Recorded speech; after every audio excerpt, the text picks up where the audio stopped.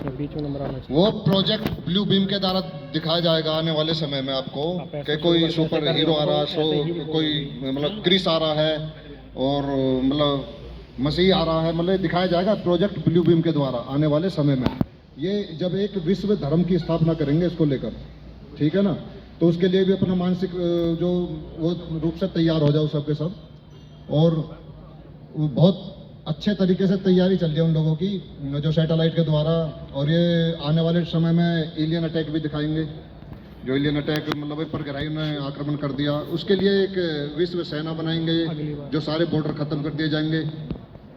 सारे बॉर्डरों को खत्म करने के बाद में जब एक विश्व सेना तैयार की जाएगी, क्योंकि इस प्लान है सब कुछ, तो इसके लिए भी अपना मानसिक जो है दिमाग जो अपना तैयार करके रखे सभी, तो किसी के झांसे में नहीं फंसना।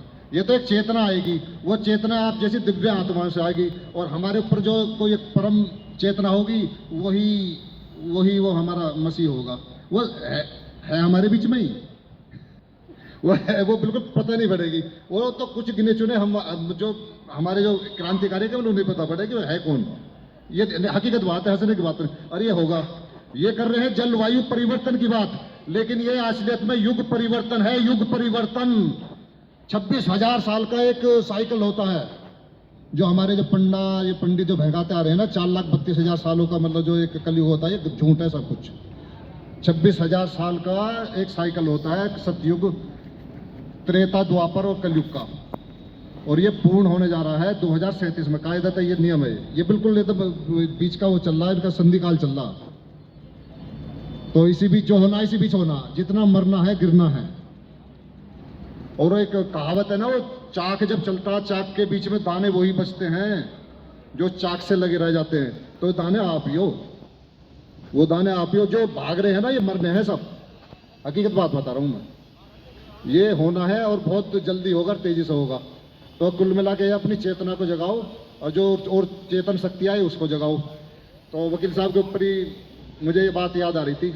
वो तो खैर नहीं है, हमारा उल्लू बनाया जाएगा कि वो मतलब जो कल ही आ रहा, लेकिन वो हमारे बीच में ही है, ये समझ लो बिल्कुल। अब ये पता नहीं, हमें भी नहीं पता। हाँ, इतना अंदाजा का है हमारे बीच में ही। यदा यदा ही धर्मस्य ग्लानिर्भवति भारत अभ्युत्थानम अधर्मस्य तदात्मानं सृजाम्यहम् परित्राणाय साधूनां विनाशाय च दुष्कृताम् धर्म संस्थापनार्थाय संभवामि युगे युगे।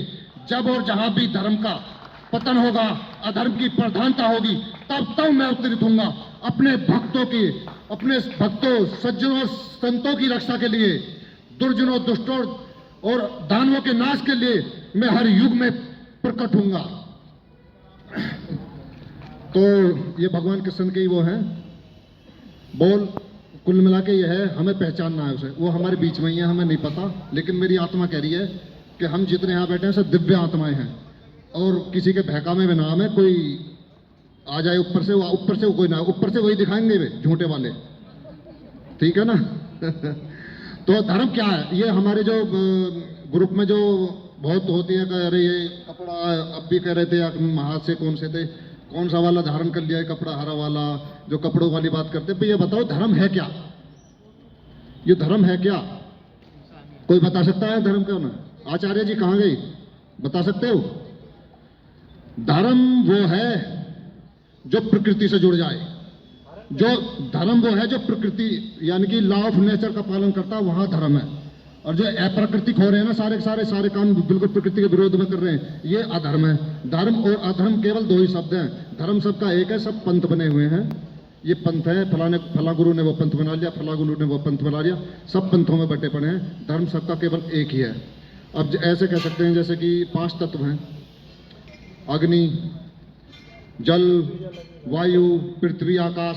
अब अग्नि का धर्म क्या, या कह दो गुणधर्म, जलाना। यदि इसके विपरीत करे तो वहां अधर्म है। अब जल का क्या धर्म है? प्यास बुझाना, पेड़ पौधों की, आदमियों की, इंसानों की, जानवरों की। इसके विपरीत कार्य करे तो वहां अधर्म है।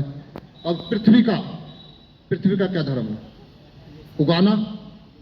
वो हमको धन धान्य उगाते हैं, सारे खनिज लवण इत्यादि सब कुछ देती है, माँ है इसलिए हम धरती माँ कहते हैं। इसके विपरीत कार्य पृथ्वी करे तो वहां अधर्म होगा। लेकिन अब ये जब प्रकृति का बिल्कुल विनाश ही कर रहे हैं, जंगलों को कटवा रहे हैं, तो माँ भी क्या करेगी, कहाँ तक करेगी है? अब इसी तरह आकाश का, वायु का क्या धर्म है? हमको जो ऑक्सीजन प्रोवाइड करना, पांचों प्राण, पांचों उपप्राण, पांचों प्राण आचार्य जी जानते होंगे, प्राण वायु, अपान वायु, व्यान वायु, उदान वायु और समान वायु है। जो पंडित लोग, जो पंडित जी होते हैं बोलते हैं ओम प्राणाय स्वाहा, ओम पानाय स्वाहा, ओम व्यानाय स्वाहा, ओम उदानाय स्वाहा, ओम समानाय स्वाहा, है बोलते हैं ना, तो ये वही है। अब अपान वायु हमारी जैसे कि नाभि से नीचे कार्य करती है, मल विसर्जन करना, और जो कि नॉर्मल डिलीवरी होती है, जिसकी अपान वायु सही होगी और नॉर्मली होगी डिलीवरी, ऑपरेशन की जरूरत नहीं पड़ेगी। तो सारे प्राण गड़बड़ कर जाएंगे यदि वायु अपना कार्य बंद कर दें। इसी तरह उपप्राण है, उपप्राण नाग, कूर्म, कंकल, देवदत्त और धनंजय। नाग का कार्य होता डकारना, और कूर्म का होता पलक झपकाना, कंकल का छींकना, और उसका देवदत्त का होता जम्भैयाना, धनंजय का मरने के उपरांत जो बुलबुले के रूप में होता है वो प्राण होता। यदि वायु अपना कार्य, मतलब वो अपना जो धर्म है उस पर मतलब कार्य ना करे तो वहाँ अधर्म में सांसें बंद हो जाएंगी।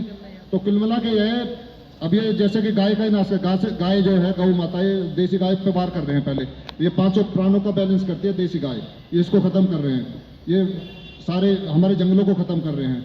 तो ये कुल मिला के पूरा सिस्टम को बिगाड़ रहे हैं। अभी हार्प टेक्नोलॉजी के द्वारा आने वाले समय में बहुत जल्दी भूकंप आएंगे, ये हार्प टेक्नोलॉजी का इनका वो सारा खेल रहेगा। सुनामी आ सकती है, ये ऐसा में बारिश करवा देंगे, कृत्रिम बारिश, ये क्या अपने केमट्रेल के द्वारा करवाई थी इन्होंने, जिसमें कि अब केमट्रेल के द्वारा ही जो रसायन छिड़के जाते हैं, अब उसमें होगा आपका एल्यूमिनियम होगा, बेरियम होगा, मैग्नीज होगा, और आपका स्ट्रोंटियम होगा, कॉपर सल्फेट हो गया, और आपका क्या नाम है आयोडाइड करके है एक जो भी है।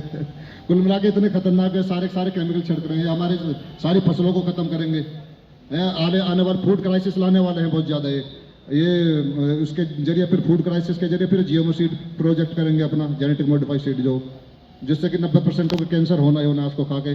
और जितनी ऑर्गेनिक खेती करके दिखा रहे हैं सब, ये वो कर रहे हैं, ये सारा विदेश में जाएगा ऑर्गेनिक खेती का, और वहाँ से जीएमओ सीड ये इनके पोर्ट में उतरेंगे अडानी के में, वो जहर हमें खिलाएंगे। ये भी ध्यान रखो, ऑर्गेनिक जितनी भी खेती हो रही है सारा विदेश में जाना है, तुम्हें कुछ नहीं मिलेगा, तुम्हें जहर मिलेगा बाहर से, ये जो अडानी है जो सारे छोपेंगे सारे पोर्ट। तो इस बात का भी ध्यान रखो। तो कुल मिला के ये सभा मैं बहुत बहुत धन्यवाद करता हूँ यहाँ पर आए। और सर्वे भवन्तु सुखिना, सर्वे सन्तु निरामया, सर्वे भद्राणि पश्यन्तु, माँ कश्चित् दुख भाग भवेत्। सभी का मंगल हो, सभी का कल्याण हो, सभी सुखी हो, सबके दुख दूर हों। हम तो इसी कामना से आयोजन किया। बाकी जो है जो भेड़ों की समझ में नहीं आएगा, उनका मरना तय है, हमें ऐसा लग रहा है। धन्यवाद।